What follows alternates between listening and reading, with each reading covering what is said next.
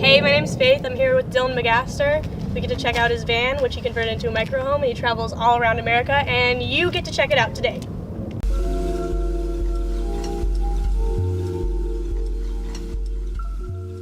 Alright, so Dylan's going to show us around his micro home. This is Gladys. She's a 1990 Chevy G20. I bought Gladys for $2,000 in Maine. Up top we got 2 solar panels, so that's 200 watts of energy going into a 200-hour battery bank, which is inside. We got a light bar up here for dark forest roads and anytime I'm in places without street lamps. That's very helpful. Got a max fan up there, that's great. It's got a rain guard so I can leave that open and use the fan even while it's raining, which is awesome. A lot of people have fantastic fans and you can't do that with a fantastic fan. If we walk around back, you can see up top I've got a roof rack up here, which is just holding some stuff for like oil changes, small shovel if it is needed. Over here is a solar shower, so it's just a 4-inch tube of PVC ABS pipe. So since it's black, that'll heat up the water, and then you can pressurize it right here through a valve stem, and then you can take warm pressurized showers. Spare tire. In the back here, this is kind of my gear storage area. I've got stuff for snowboarding, rock climbing, all of that fun stuff, camping, different backpacks, crash pad. Then over here is where I keep my tripods and different camera equipment, tripod, shoulder mount, stabilizer, and then another tripod. And that's the back. I also keep laundry, detergent, and stuff back there for all the basic needs. Backup camera. Welcome to the inside of the van. So on this door I've got a trash can as well as this little shelf which holds all my camera gear, and that's mounted so I can leave that exactly like that while I drive, which is really nice.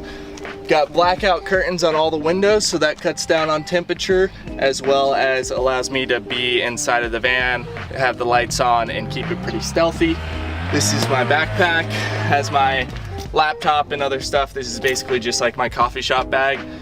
Take it, yeah, it's stays there, and that's all my edit stuff basically. So coming inside, we've got on that side, we've got a swivel chair, which is nice and convenient, really opens up the space. Got the center console, which has a bookshelf, as well as it is removable, so then I can swivel the seat, carry, you know, just some basic supplies in that area. You really have to like use all the space that you can. This is my gym area. It's a 45-pound plate. You can do a lot with a 45-pound plate. That just stays right there. Got 12 gallons of water. That allows me to go completely off-grid for about a week. This is my refrigerator. The whole top comes completely off, and it holds a ton of food. That's running off of solar. These lights are running off of solar. This fan is also running off of solar.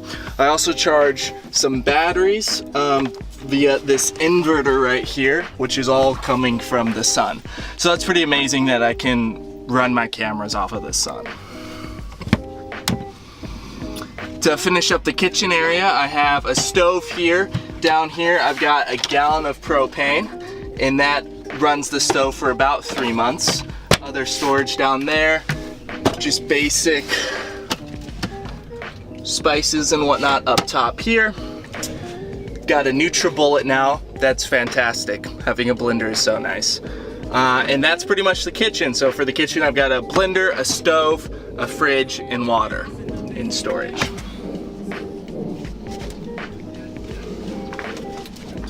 Making our way back to the back of the van. This is the bed.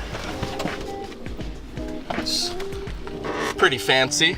I've got a hammock here which will stretch diagonal across the van if I'm feeling fancy and wanting to hammock. And that's nice whenever it's really hot out. I can sleep in the hammock without like being overheated on the cushions, since there is no heating or cooling in here, just the fan. This is actually broken into 3 cushions, so this center cushion folds up to about a 45-degree angle. This drops down, hooks into that, and that'll hold that up into a couch anytime that I'm entertaining guests. It also acts as a nice little handle to move around with. Like I said, I got some camera supplies back here. Right now I'm keeping my yoga mat right there. The yoga mat ends up in all different spots. Sometimes it's up there, sometimes it's back there. Haven't found a spot for it yet. Probably gonna do something like that. Storage up here, just for like puffies and whatnot. Underneath the bed is all storage, so I keep my clothing in this compartment here mainly. This one I use for dirty clothes, and then this one is for my batteries. Just have the drone here, some other stuff that just ends up in this space. Outlets to charge phone, camera, batteries, stuff like that. Everything's running off of 12 volts because we are in a vehicle. Coat hanger right here, that's nice. Then there's a small shelf right up there, and that's pretty much it. It's a small space. So Dylan, what made you want to travel around the US in a converted microhome? Previous to buying my van, I had done 6 months of backpacking, and so after about 6 months of backpacking, it's like, well, I'm pretty done with living out of a backpack, and I was broke, so I needed a way to continue traveling because I was non-compromising on that. That was thing that's definitely happening. And so I was in New Hampshire, and it was like, well, what can I do? And then I found this van for $2,000. And I was working on a fishing boat at the time, so I made basically just enough money to buy the van, and then continued on with the process and built it all out, put it all on credit, and yeah, been living in it since. So for me, it was just like a perfect storm of all these different things coming together, but mainly just not compromising on travel. So how do you monetize your travel?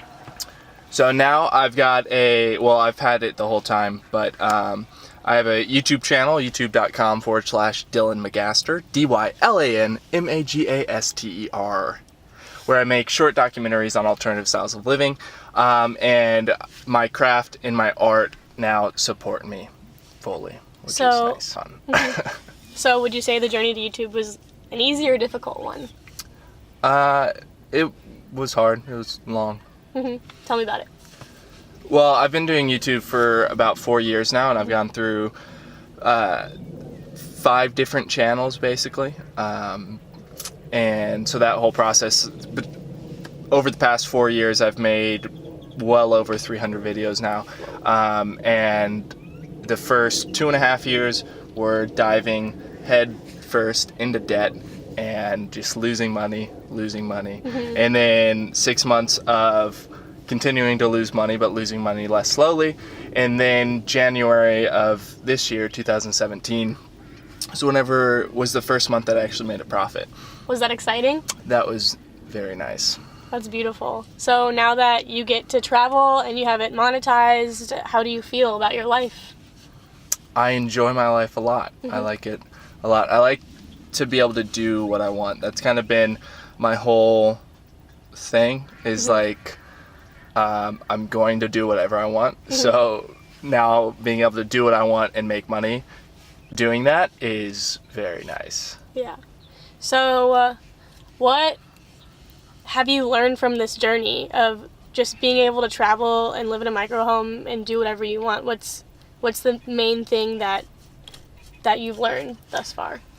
The most substantial thing I've learned, I guess, is that we're all one and we're infinite beings, and we have way more potential than we could ever imagine, and our knowledge of that potential is like completely untapped. Like, we're learning every day that humans can do more and more crazy things. Like, there's people that are flying around in wingsuits and doing these configurations of like 7 different people flying in a triangular pattern through canyons, where it's like if any of them mess up, they all die. Like, stuff like that you would have never thought possible, but day after day, humans are proving to be amazing. You built this by yourself, right? Mainly, yeah, I had a little bit of help, but it took about a month. I didn't work every day.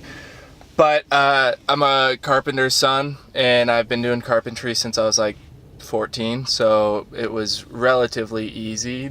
The most difficult thing was vans are curved, and I like working with curves are more difficult than working with straight lines. And I was on a budget, so I did a lot of things as cheap as I possibly could, which, like, if I would have done more expensive things, it would have been easier. But it turned out pretty well. It was challenging, but I knew I could do it, and I did. So where are you based right now? In this van. So when you are based, when you're not just traveling around in the van, what types of bases do you have? Do you prefer being in the van than being based? So this winter is the first time that I've actually had a home base for, I guess, 2 years. And I'm basing out of Joshua Tree, California, actually like Yucca Valley, which is right next to Joshua Tree. So I've got a house there with some friends. It's a really sweet spot. It's nice to be able to like take a step out of the van for a little bit, relax, recoup, and create a good healthy routine, as well as like have space. So I'm doing that for the rest of the month of December, maybe a little bit of January, and then the trip down to Baja will be, who knows, anywhere from 2 weeks to 2 months. So that will be pretty much all in the van, and then after that I'll be traveling again full time. So I might base again for like another month, but the next 2 years probably I'll be traveling. Okay, so do you know all the spots that you're going to be traveling? Do you just kind of go for it? How's your plan when you travel? I've got a really rough plan. The plan is to do Europe in 2018. With a van? I don't know yet. Okay. Yeah, So you just not with this van. You just kind of take life how it pulls you. Yeah, I mean, I've got like abstract ideas, but the way that it manifests is always different. Okay. So who knows how it will actually turn out. What does being an artist mean to you? Like, technically speaking, an artist is somebody that's like very high in creativity and very high in openness, like the personality trait openness. And an artist is a person that lives on the edges of the known and the unknown, and the artist is the person that explores the unknown, finds new information, and brings it back, and then incorporates it into the collective knowledge to expand the knowledge. So in a community setting, like, the idea is that you've got the community is a known space, the artist then leaves that, gathers more information, brings it back, so then the community can benefit from that knowledge without having to do that themselves. So the artist is a person that goes into the unknown. So when you talk about community, do you prefer a community setting, or do you like your nomadic lifestyle where you're by yourself all the time and then meeting new people? Well, humans are social animals, so we need community. Like, it literally kills us without it. Like, if you were to take a baby from its mother and raise it in isolation, the baby will literally die, because it needs human touch and it needs emotional support. Those are two real human needs. So the nomadic living, it's, for me, it's a way, like, it's not a sustainable lifestyle 100% solo. If I was traveling with somebody, then maybe it's sustainable. I'm not completely certain about that.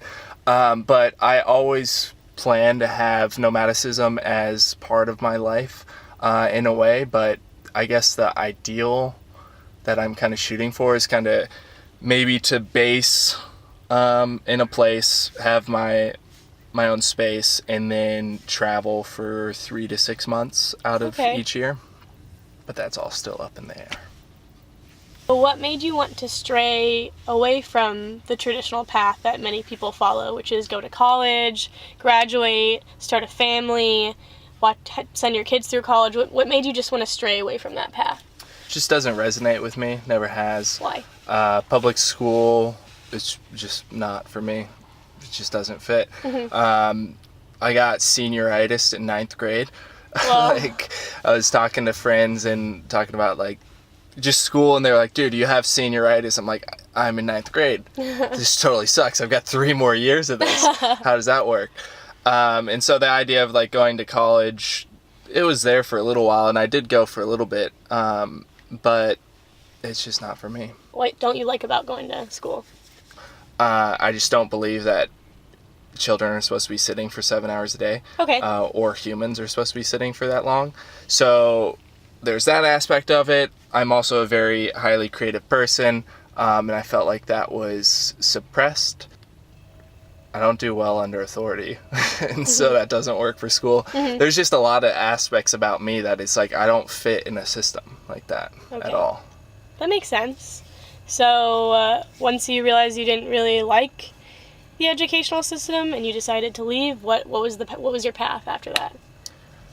Going to school for culinary, and that was kind of fun, but then I realized I didn't enjoy working in a restaurant. I don't really like that atmosphere as far as work. Okay. I enjoy cooking. So that led me away from school, I guess. And well, that led me away from culinary, and then I started getting into film, and I just said I was going to do it until it worked. And then here you are today. You're doing very well. And it is working. As someone who's traveled off like the beaten path, how do you feel about American culture? Like, I guess if we were to talk about the founding fathers and like their beliefs and how they set up the country, that totally resonates with me. The idea of independent freedom, the focus on the individual as like the supreme authority, I guess. The idea that the government is for the people aren't for the government. Very much like that idea. As far as the way that Americans live and what we're sold as what is valuable in this country, I don't necessarily agree with. I think that humans, we're part of nature, but the way that we've built cities, we've kind of intentionally or unintentionally, who knows, removed ourselves from the rest of nature, which is perfectly natural in and of itself, because we can't do anything that isn't natural because we are natural. So there's that whole question of like, but if you look at cities, I think cities are designed for machines. Concrete is designed for wheels, not feet, and cities are designed for machines. So I don't think that a city is the optimal environment for a human for health and longevity. So there's that whole question of like, what do we do with cities? How does that work? We know that the suicide rates are only going up, so that's concerning, something that people don't talk about, and that's clearly has to do with lifestyle, because if you look at different cultures have different suicide rates, and Westerners seem to have like the highest. So there's all that to question. There's a lot of things about the American society and culture that I think should and need to be shifted in order to make humanity and life on this planet sustainable. When you're talking about a more sustainable way of living, what does that look like to you? There's a lot of things that we just need to reconnect with. We need to reconnect with how we get our food. We need to reconnect with, Mother Earth. We need to reconnect with community and just people in general. We live in a society that seems very disconnected, that is fueled by addiction and novelty, and thus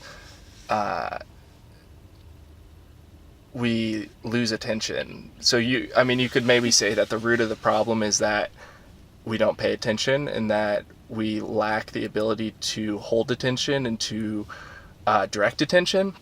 So maybe that's the root cause. I'm not sure exactly, but it's one of the things that we need to work on, is like, how do we be more intentional with our attention, what we're actually focusing on. So would you say that instant gratification and consuming goods that are temporary at a fast quantity and all of our social media plugins, would you say that that is kind of distracting us? Instant gratification, I think, is very destructive. I think it's probably the enemy, if you wanted to say that. The thing about humans and the thing about the way that life works is growth only happens through suffering. And so suffering and discomfort should be embraced, not rejected. Where it seems like we live in a society that is striving towards comfort, and I think that comfort is destructive. So the more we just like sit in our own homes and we have everything brought to us by Amazon Prime, and the more we're just not going out to nature to really experience it, we're just kind of like leaving our roots, right? Yeah, you could say that. I think there's a way to incorporate all of the positive aspects of Western culture and society while still embracing struggle and discomfort. I think it's just about like understanding that discomfort and struggle are your friend, because that's how you grow, that's how things get better, that's how things improve. Everything tends towards a state of decay, so if you're living in comfort and you're not actively trying to upkeep, then it will decay. And that's kind of like clearly what's happening. Thank you so much for tuning into my channel and learning about Dylan Magaster's nomadic lifestyle. If you want to listen to more interviews by me, I'm going to be posting a lot more soon. Got anything to say? If you want to find out more about me, or if you want to see my work, you can hop over to my YouTube channel, youtube.com/Dylan Magaster, DylanMagaster. And you can find me on all social medias as Dylan Magaster on Instagram and Twitter, and Facebook as well. So if you want to see more about me, go find me. I said it before and I'll say it again. I love you.